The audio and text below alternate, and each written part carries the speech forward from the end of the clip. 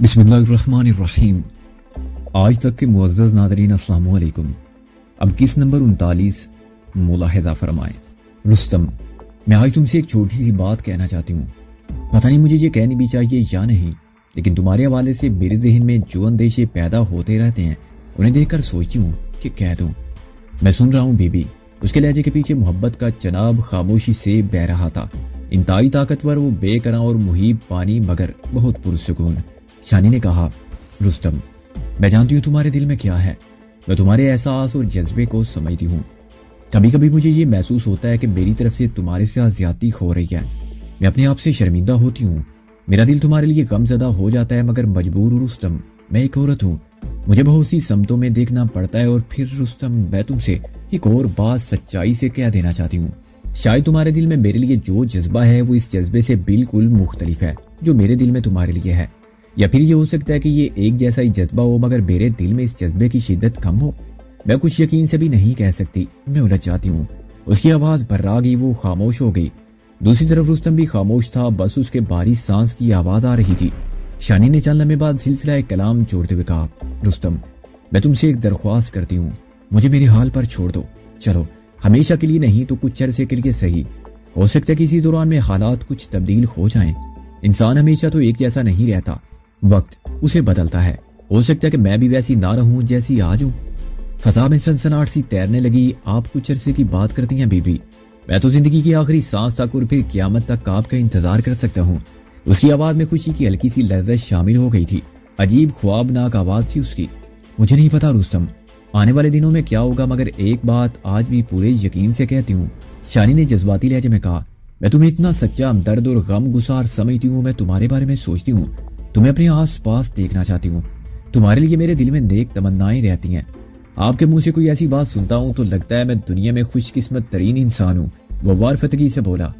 चंद second सुकूत रहा, तब शानी ने खुद को संभालते हुए कहा, मुझे लगता है कि अब कुछ देर में फोन बंद होने वाला है। आज के बाद मैं फोन नहीं करूंगी। अब आपकी आवाज कब सुनूंगा मुझे नहीं मालूम। शायद 5-6 हफ्ते बाद, या 5-6 हफ्ते बाद, या फिर वो कहते कहते खामोश हो गई। रुस्तम के भारी सांसों की आवाज आती रही। मैं इंतजार करूंगा, उसने दुखी लहजे में कहा। कहाँ? शानी ने पूछा। यहीं, जावर के घर। यानी तुम आजाद एजेंसी में नहीं जाओगे? अगर चला गया तो फिर कैसे पता चलेगा कि आपने फोन किया है? लेकिन जहाँ तुम्हारे लिए खतरे हैं। मुझे पता है शीरी ने आपको मेरी मसरूफियत के बारे में बताया है। मैं आपसे वादा करता हूँ कि आज के बाद आपकी तलाश में नहीं निकलूंगा। कोई ऐसा काम नहीं करूंगा जो आपको नापसंद हो सकता है कि किसी करीबी शहर में चला जाऊं। और ये जो मार धाड़ का सिलसिला शुरू किया है तुमने, शानी ने जरा तवक्कुफ से कहा तो है बीबी, कुछ ऐसा नहीं करूंगा जो आपको नापसंद हो। उसके लबो लहजे में एक मुस्बत तब्दीली थी। खुशी की एक लहर सी थी जो उसके अल्फाज के नीचे चल रही थी। शायद ये आसपास की इस बदम लोग का करिश्मा था जो आज उसे शानी की बातों में दिखाई दे रही थी। इससे पहले कि दोनों एक दूसरे को ठीक से खुदा हाफिज कहते, फोन ने इन दोनों को खुदा हाफिज कह दिया। बैलेंस खत्म होने से वो डिस्कनेक्ट हो गए थे। दरख्तों के साए लंबे हो रहे थे। धूप पसपाई जा रही थी और सर्दी पेश कदमी कर रही थी। शानी ने खिड़की में देखा और खुश हो गई। बाबू और मुन्ना दरमियानी दरवाजे से गुजर कर आ रहे थे। आज उसके साथ चौधरी बशीर भी था। तीनों खुशगवार मूड में दिखाई देते थे। बाबू ने शानी को गले लगाया। मुन्ने ने उसकी टांगों से लिपट कर उसे उठाने की नाकाम कोशिश की। वो चौधरी बशीर पर गिरते गिरते बची। बाबू ने मुन्ने को डांटा। तीनों हंसने लगे। जाला और जोरा ने चाय बनाई। चारों ने बरामदे में बैठकर चाय पी और साथ में ड्राई फ्रूट खाए। चौधरी बशीर के मिजाज से अंदाजा होता था कि उसका मूड कभी कभार ही खुशगवार होता है। आज मूड खुशगवार था, लिहाजा बाबू भी खुश दिखाई देती थी। मुन्ना भी चहक रहा था। बाबू शानी के लिए सिले हुए कपड़े लाई थी। ये 4-5 गर्म जोड़े थे, जो इसके अलावा 2 स्वेटर और 2 कश्मीरी शालें भी थी। शानी ने ये सब कुछ वसूल करते झिझक महसूस की तो बाबू ने बड़ी अपनाइयत से उसे डांट पिलाई। चौधरी बशीर ने अपनी बास्केट की जेब से 3-4 तस्वीरें निकाली और शानी को दिखाई। इनमें से 2 तस्वीरें मुन्ने और शानी की थी। ये वही तस्वीरें थी जो चौधरी बशीर ने इस छत तले खींची थी। देखो भाई, मैंने कहा था ना कि बड़ा प्यारा पोज आएगा। वो तस्वीरें शानी और बाबू को एक साथ दिखाते बोला, सचमुच बड़ी प्यारी फोटो है। दोनों बड़े अच्छे लग रहे हैं। बाबू ने तारीफ की। हाँ, बड़े अच्छे लग रहे हैं। लगता है मैं ताती का बेटा हूँ। मुन्ने ने तारीफ की। मेरे ही तो बेटे हो। शानी ने उसका मुंह चूमा, फिर जरा शर्माई नजर से तस्वीर को देखा। वाकई खूबसूरत लग रही थी। घने स्याह बालों ने इसके दोनों रुखसारों को ढांप रखा था। आंचल इसके सर से होता सीने को छुपाता घुटनों तक चला गया था। आज पता नहीं कितने अरसे बाद शानी ने खुद को तस्वीर की सूरत में देखा था। कुछ देर तक तस्वीरों पर तबसरा होता रहा, फिर टीवी पर शिकार की एक दस्तावेजी फिल्म चलने लगी। वो सब एक तरफ मुतवज्जो हो गए। फिल्म देखते हुए शानी को गाये बगाए एहसास होता रहा कि चौधरी बशीर की चोर नजरें इसकी तरफ उठ जाती हैं। इसने हर बार इस एहसास को अपना वहम ख्याल किया और ज़हन से झटक दिया। उस दिन के बाद ये बाबू और चौधरी बशीर का मामूल बन गया। वो हर रोज यहाँ एक दिन छोड़कर शानी के पास आते, चाय पीते, गपशप करते, मुन्ने की मासूम शरारतें देखते। किसी वक्त चौधरी बशीर और मुन्ना मुख्तसर लान में बैडमिंटन खेलने लगते। इन दिलचस्प मसरूफियात के दौरान बाबू को अपनी तकलीफ बोली रहती। शानी महसूस करती थी कि इसकी बुझी बुझी आंखों में कुछ न कुछ चमक नमूदार हो गई है। एक रोज जब चौधरी बशीर और मुन्ना लान में घूम रहे थे, बरामदे में बाबू ने शानी के पास बैठे बैठे कहा, हवेली वाले हादसे के बाद तुम्हारे भाईजान बिल्कुल बुझ से गए थे। तबीयत में चिड़चिड़ापन आ गया था। किसी वक्त तो एकदम गुस्से में आ जाते, पर अब जूं जूं वक्त गुजर रहा है खुद को संभालते जा रहे हैं। हाँ, मैं भी तब्दीली महसूस करती हूँ, शानी ने कहा। पता है कल क्या कह रहे थे? बाबू ने मुस्कुराते हुए कहा। क्या कह रहे थे? हफ्ते की शाम को ऊपर छत पर चलेंगे, वहां आग जलाएंगे और तकिए वगैरह बनाएंगे। वो क्या कहते हैं अंग्रेजी में? बारबेक्यू। हाँ, बारबेक्यू, शानी ने तस्दीक की। हाँ वही। एक खैमा भी है उनके पास। कहते थे छत पर खैमा लगाएंगे और देर तक छत पर रहेंगे। ऊपर तो बड़ी सर्दी होगी, जब आग जल जाए तो सर्दी कहाँ होती है, बाबू ने कहा। इसी दौरान में बाबू को याद आया कि उसे तो शाम 6 बजे वाली दवा खानी है। वो अभी आई कहकर कोठी की तरफ लपक गई। शानी वहीं बरामदे में कुर्सी पर बैठी रही। इसी असना में मुन्ना और जोरा बैडमिंटन खेलने लगे। चौधरी बशीर रुमाल से चेहरा पोंछता शानी के करीब आ बैठा। कहाँ गई है मकबूल? उसने पूछा। कह रही थी दवा खाना भूल गई हूँ। यही तो इसकी मुसीबत है, कभी मुलाजमा याद कराती है, कभी मैं कराता हूँ। अचानक जोरा का दबा दबा कहका सुनाई दिया। मुन्ना खेलते हुए फिसल कर गिर गया था। चोट नहीं आई थी इसलिए वो भी मुस्कुरा रहा था। वहीं गिरे गिरे पुकारा, अब्बू मेरी तस्वीर उतार दे। शानी और चौधरी बशीर भी मुस्कुराने लगे। एकदम चौधरी बशीर चौंक कर बोला, तस्वीर से याद आया कि तुम्हारी तस्वीरें भी बहुत खूब आई हैं। दिल चाहता है कि मुन्ने के साथ तुम्हारी 2-4 तस्वीरें और खींची जाएं। बड़ी क्लासिकल चीज बनेगी, बल्कि फूलों वाला पोज भी बहुत खूब था। अगर तुम्हें बुरा ना लगे तो वो पोज हम दोबारा बना सकते हैं। शानी एकदम बुझ सी गई। इसने कोई जवाब नहीं दिया। इसके तासरात यकीनन इस अमर का इजहार कर रहे थे कि चौधरी बशीर की बात इसे पसंद नहीं आई। चौधरी कुछ देर तक खामोशी से इसकी जानिब देखता रहा, फिर बगैर कुछ कहे उठ खड़ा हुआ। थोड़ी देर बाद वो लंबे डग भरता कोठी की तरफ जा रहा था। एक दिन छोड़कर हफ्ता था। बाबू ने बताया कि कोठी की वसी छत पर बारबेक्यू का प्रोग्राम बना है। इसे यकीन था कि आज दोपहर के बाद बाबू आएगी और उसे प्रोग्राम की तफसील बताएगी। वो इंतजार करती रही मगर बाबू नहीं आई। शाम हुई और फिर रात हो गई। तयशुदा असूलों के मुताबिक वो जोरा या जाला को पैगाम देकर कोठी नहीं भेज सकती थी। अगले रोज भी वो मुंतजिर रही मगर इन तीनों में से कोई अनेक्सी में नहीं आया। शानी को लगा कि उस दिन वाली बात से चौधरी बशीर खफा हो गया है। वो अपने रवैये के बारे में गौर करने लगी। शायद उसे ऐसा नहीं करना चाहिए था। 3-4 रोज मजीद गुजर गए। शानी बेकल रही। आखिर एक दिन सुबह के वक्त उसे बाबू की सूरत नजर आई। इससे पहले बाबू या मुन्ना कभी सुबह के वक्त नहीं आए थे। बाबू का चेहरा बुझा बुझा सा था। शानी ने छूटते ही पूछा, बाबू आप लोग हफ्ते क्यों नहीं आए? मैं इंतजार करती रही। मैंने मुन्ने के लिए मीठा बना कर रखा था। उसके बाद भी 2-3 गुजर गए, आपने मेरी खबर नहीं ली। नहीं, कोई खास बात नहीं थी, बाबू ने लहजे को नॉर्मल रखते हुए कहा। बस तुम्हारे भाईजान का मूड खराब था। क्या हुआ था? शानी ने पूछा। मर्दों के कई बखेड़े होते हैं, कोई बाहर की परेशानी होगी, अभी पूरी तरह ठीक नहीं है। परसों बेवजह मुन्ने को मार दिया। वो कह रहा था कि हफ्ते को खैमा नहीं लगाया तो आज लगा लें। उसे थप्पड़ मारे। वो आधी रात तक रोता रहा। बाबू के लहजे में पज मुर्दगी थी। रंग भी जर्द था। अंदाजा हो रहा था कि वह भी चौधरी को बताए बगैर आई है। एक ओक्सी शानी के सीने से उठी। इसे लगा कि बाबू और मुन्ने की दिल शिकनी की जिम्मेदार वो खुद है। इस बात का 90% इम्कान था कि चौधरी का मूड शानी की वजह से खराब हुआ है। यकायक बाबू को खांसी होने लगी। शानी ने झट से पानी पिलाया और शहद चटाया। कुछ देर बाद वो ठीक हो गई। शानी उसका दिल बहलाने के लिए इधर उधर की बातें करती रही। बातों बातों में वो बाबू को ये समझाने की कोशिश कर रही थी कि वो किसी अच्छे डॉक्टर से अपना मुकम्मल चेकअप कराए। बाबू की सोच का रुख मुसलसल हजरत मियाँ साहब की तरफ जा रहा था। उसने बताया कि हजरत साहब सारा महीना पाकिस्तान के मुख्तलिफ शहरों के दौरे करते हैं। हर महीने की पहली 4-5 तारीखों में वो लाहौर में होते हैं। ये तारीखें करीब थी, इसलिए हजरत साहब से भी अनकरीब मुलाकात होने वाली थी।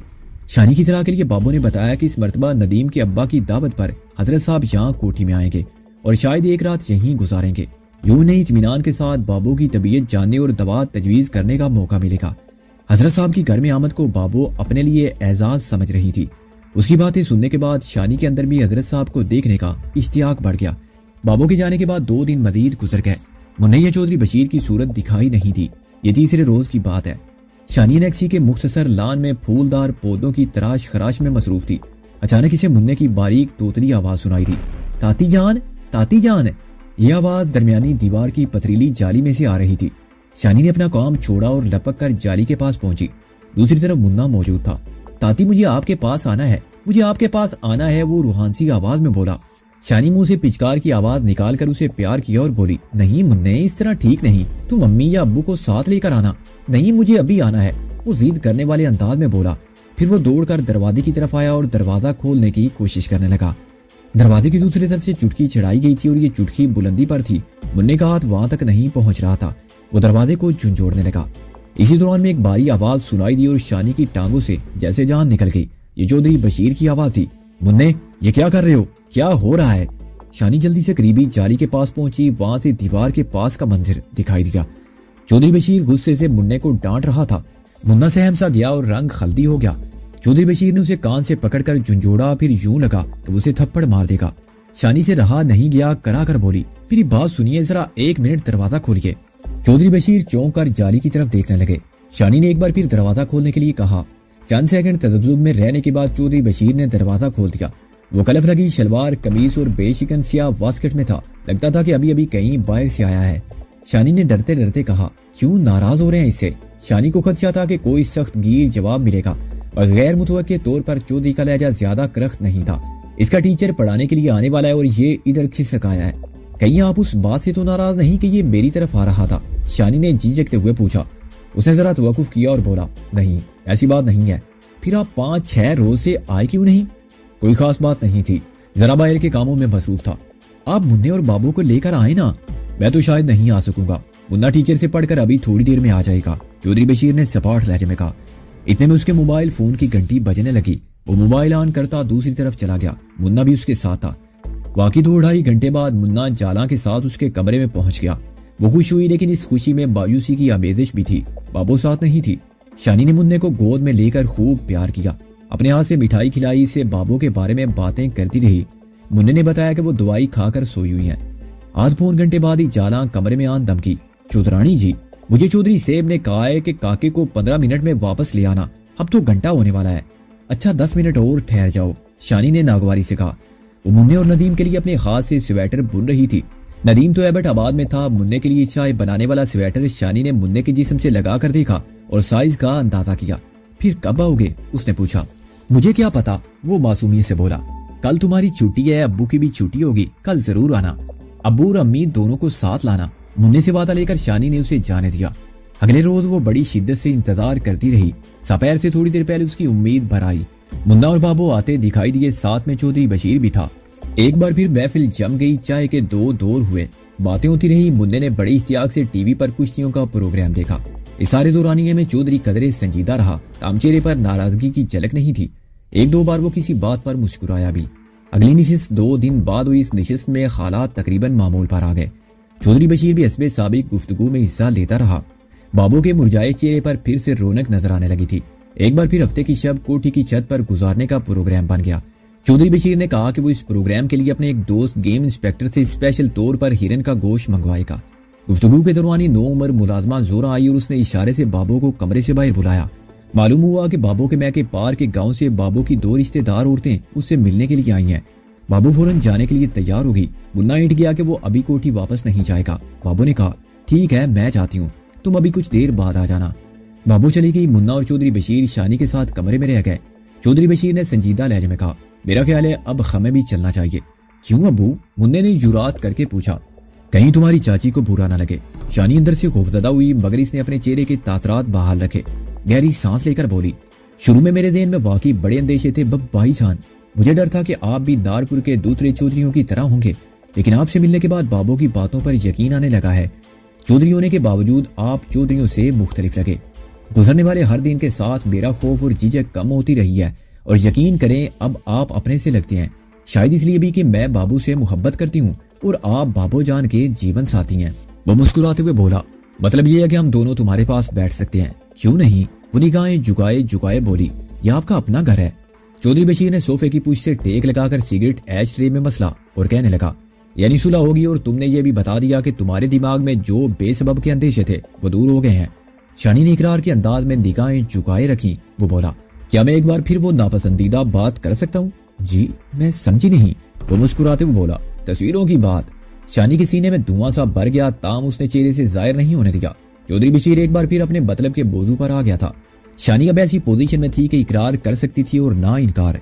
एक तरफ वो इस सूरत को गलत समझ रही थी, दूसरी तरफ उसे चौधरी की खफगी का भी डर था। वो कुछ भी ना कह सकी।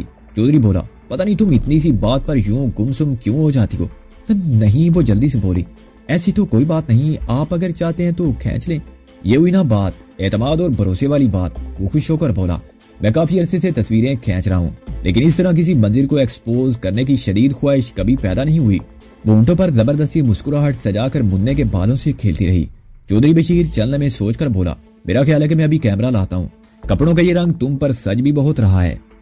शानी के कुछ कहने से पहले वो उठ गया और दरमियानी दीवार के दरवाजे की तरफ बढ़ गया। कुछ ही देर बाद चौधरी ने एनेक्सी के ड्राइंग रूम में फोटो सेशन का सा मंदिर पेश कर दिया। उसने 3-4 लाइट्स मुख्तलिफ जगहों पर इंस्टॉल की और कैमरे को स्टैंड पर लगाया। शानी जैसे अंदर से कांप रही थी। चौधरी बशीर ने शानी को सोफे पर बिठाया और मुन्ने को उसकी गोद में बिठा दिया। 2-3 तस्वीरें लेने के बाद उसने शानी को एक सोफे पर नीम दराज कर दिया और मुन्ने को उसके पहलू में लिटाया। कमरे में इन तीनों के सिवा कोई नहीं था। शानी को सोफे पर नीम दराज करते हुए उसका रुख कैमरे की तरफ दुरुस्त करते हुए चौधरी के हाथ कई बार शानी के जिस्म से टकराए। हर बार शानी के जिस्म में जुरजुरी पैदा हुई। शानी के बालों को इसके रुखसारों से हटाने के लिए जब चौधरी बशीर ने बेबाकी से बालों में उंगलियां चलाई तो शानी के रुखसार सुर्ख हो गए। इसका दिल चाहा मुन्ने और चौधरी को खुद से दूर हटाकर उठ खड़ी हो और बगैर कुछ कहे दूसरे कमरे में चली जाए, मगर फिर बाबू का जर्द चेहरा, मुन्ने की अश्कबार आंखें इसकी निगाहों में घूम गई। वो अंदर से खोलकर कैमरे की आंखें सामने रही। एक औरत की हैसियत से शानी की सारी जियात पूरी तरह बेदार थी। वो चौधरी के सांसों की बिगड़ी हुई लय और उसके चेहरे की गैर मामूली तमतमाहट वादे तौर पर महसूस कर रही थी।